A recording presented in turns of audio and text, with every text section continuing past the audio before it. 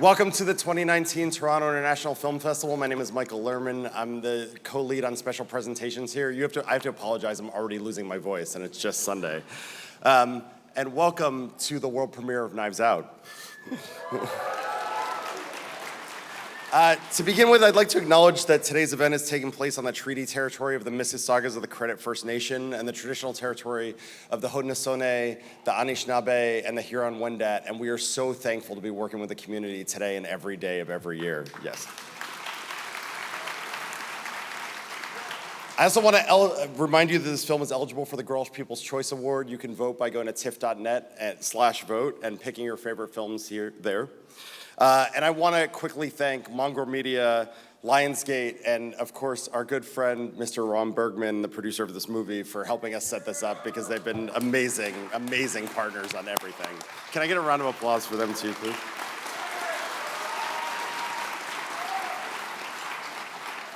This is a very, very special film, and I think that's often hard to say about a genre film, and I think that this incredibly special director, who I think some of you may have seen one or two movies by, is what makes these genre films so, so special. So it is with great pleasure that I bring to the stage right now Mr. Rian Johnson.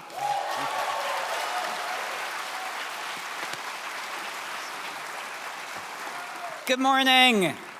Hello, everybody. Guys, thank you so much for coming. I especially want to thank everybody who stood in the rush line all morning to be on stage. You guys rock. You guys ready to see a old school whodunit? All right, we're gonna have a blast. I want to thank, really quick, I want to thank Mike and Cameron, everyone at the festival, and I want to thank you guys again for showing up. The reason this festival is so great is because it's the greatest audiences in the world. I'm not just saying that because you're here. I want to thank MRC and Lionsgate for helping us make this movie. And yeah, what else? Oh, I know I don't even have to say this, but this is a whodunit. We don't come out until Thanksgiving, so don't ruin it for your friends. Other than that, I think we're gonna do a Q&A afterwards if you want to stick around for that. Guys, have fun, enjoy it, and we'll see you after the movie. Thanks again. I'd like to welcome Rian Johnson back to the stage.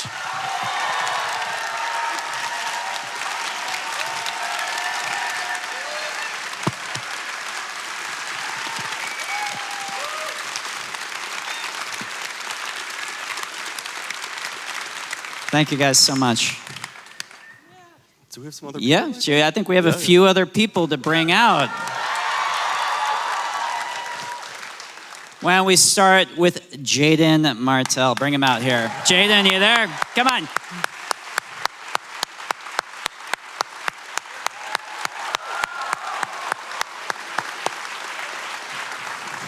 And how about Jamie Lee Curtis?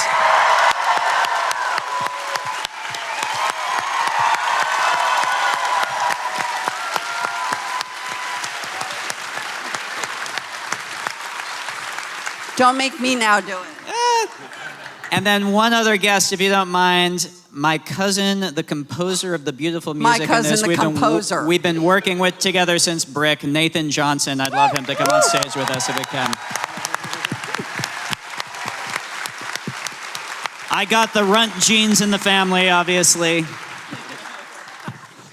I want to start with Jamie and Jaden. The family dynamic is so tight, and I've been hearing, you guys seem so bonded on stage last night, being around each other. Can you talk about working with this amazing cast? It's an act. It's an act.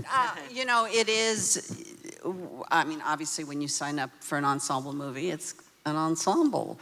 So you know that you're gonna have a very small piece of the pie, and you're gonna have to learn how to really listen and be present in scenes where there are a lot of very talented people. And honestly, the hardest thing for me, I mean, I can only speak for myself, is when you're in scenes, particularly, I brought it up earlier today, there's this, as you know, scene where Michael Shannon and Don Johnson start slap fighting. And, you know, you're in a scene, you have one line somewhere in there, but you're trying to sort of, you're trying to be in character and trying to participate in it, but at the same time, it's Michael Shannon and fucking Don Johnson going at it. And so, you know, and Don, like, I don't think it was scripted, called him Skippy, and then I laughed, and, you know, I mean, so that's the challenge, is when you have that kind of group of people, to do your job, to be part of the ensemble, and at the same time be a fan of all of these people. And so I think that's the challenge. And, you know, Obvi, we did a dang good job, because these people are whack talent. Woo! Speaking of the cast, there's a really interesting cameo that I noticed when we first saw it. There's a tiny appearance of Ricky Jay on a photo. I was hoping you could speak to that a little bit. So yeah, so Ricky Jay, those of you who don't know him, was a scholar and magician and a dear, dear friend of mine. And Ricky was going to play the part that Emmett Walsh ended up playing of the security guy. And Ricky sadly passed away right before we started shooting. And first of all, Emmett, who is one of the all-time great character actors of all time, he was friends with Ricky, and he was so sweet and generous to come on short notice. And he was just, given the circumstances, he showed up and was just absolutely wonderful. But the next time, if you see it again, take a look when he's putting the picture on the fridge, and you'll see a photo of Ricky Jay on there, and it makes me very happy. He's in this movie in spirit and also in that shot.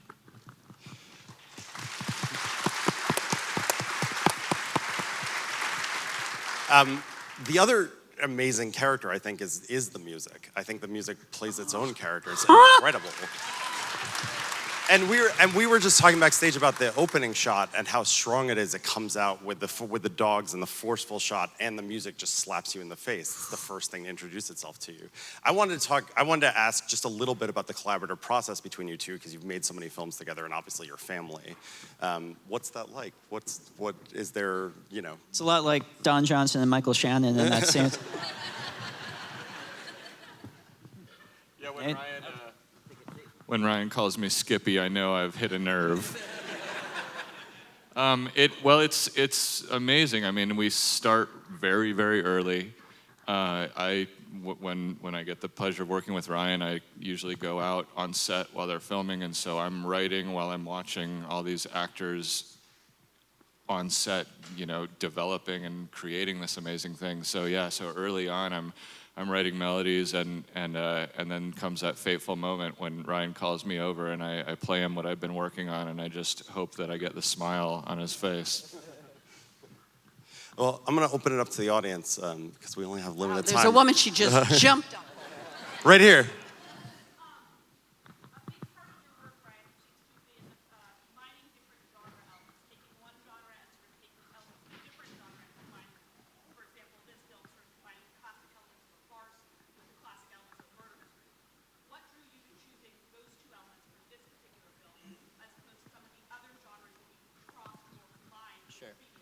So the question was about your work in crossing genres, and particularly with this film, the farce and the whodunit, the thriller. So, well, it's a very good question. So for me, with this movie, it was actually just in terms of the genre mechanics of it.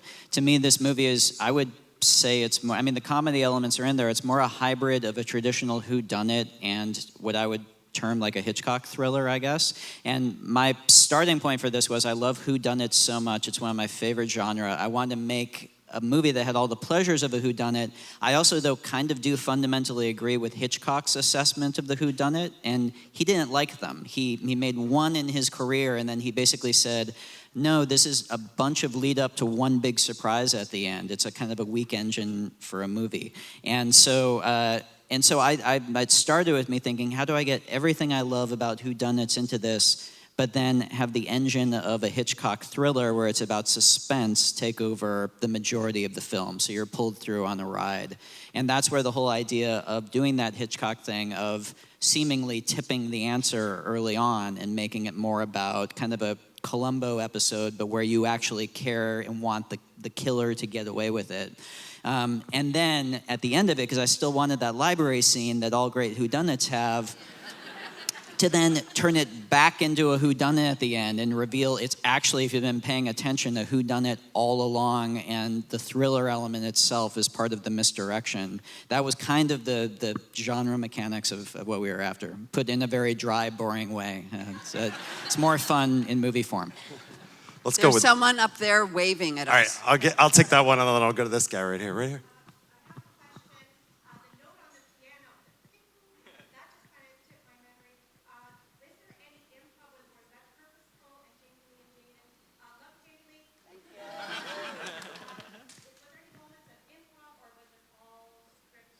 So the question was about any moments of improv, or was it all scripted, and particularly the note on the piano, or anything that the two of you did?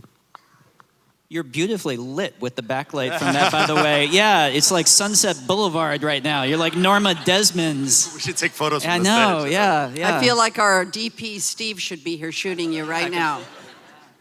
The piano note was scripted. It was a different thing. In the script, it was him like tapping his chair with his foot. And then when I blocked the scene, I realized that we were going to be too far apart. But there happened to be a piano back there. So I was like, well, it's kind of weird. And what if you tap the piano? And Daniel was like, oh, all right. Well, so. It's like Eyes Wide Shut. Yeah, that's what it was. Yeah. So, and then there was improv. You guys came up with some of the funniest stuff in the movie, I think, or zingers that you guys threw off. Yeah. Yeah, and you had you slept with my grandfather. Yeah. Yeah. That was Jaden's improv. That was all him. Yeah, I had to go through a lot of racist comments, and wasn't the most fun improv, but it worked. I can tell you one moment, because I spoke to Don, who just got on an airplane for Los Angeles, wanted to be here with y'all. We were doing the scene where they were fighting about politics, like we all do. And he was eating a piece of cake, and there was this moment where he said to Ryan, can I hand the plate, even though he's talking about immigrants? He sort of hands off the plate, and the brilliance of the handoff is that you don't cut to it. You see, we tried in the first, so that was Don. Don came up with that hand to play Don moment. came up with the idea of handing it off, but then We originally cut around to a close-up of him doing it, and it didn't work, and then we realized and what's that tossing fabulous it off. is it's even halfway out of the shot. You don't cut to Anna, you don't cut to anybody else's reaction. You get the reaction, and it really, I brought it up to Don. I just have one tiny, stupid, but it only because you said Columbo.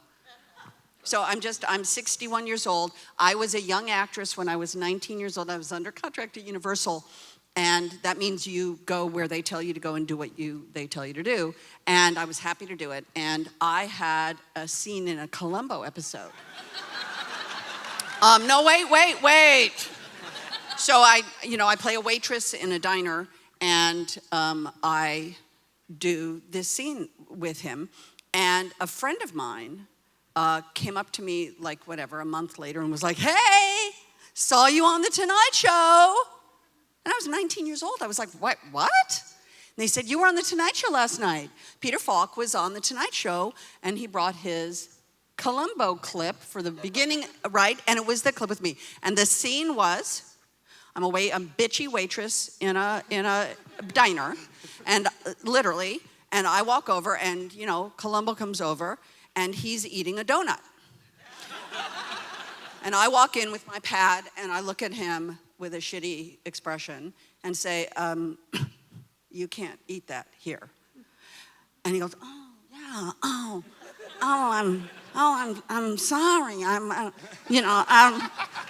and he doesn't know what to do with it, and I think he gives me the donut, and then I kind of look shitty at him, and then I leave, and then there's a scene about the plot. And the button of the scene about the plot is I come back in and go, are you ready? And he goes, oh, yeah, I'll have a donut. And I'm telling you, the only scene that had nothing to do with the plot, which you can't show because it would ruin the plot of the thing. Anyway, I was on The Tonight Show on a Columbo episode when I was 19 years old, and now look at me. Sorry, I digressed. No, I please. apologize. We now know that Ryan has to make a Peter Falk biopic starring Jamie. Exactly. Columbo reboot. We have time for one more, but I'm going to go here. I thought that Daniel Craig's character was hilarious. The rest of the cast was wonderful as well. I'm wondering, are you open to sequels or spin-offs focused on Daniel Craig's character? Yes. So the question. I vote yes. The question, just for the back of the audience, was: are you open to sequels and spin-offs focused on Daniel Craig's character? Dude, we had so much fun making this together. I guess the answer is please tell all your friends to go see this movie. But because yeah. if it does all right, I will do that in a heartbeat. Thanks, man. Glad you liked it. On that note, we got to wrap up. But thank you all so much for coming. Thank you and sharing guys this for with us. coming. Thank you.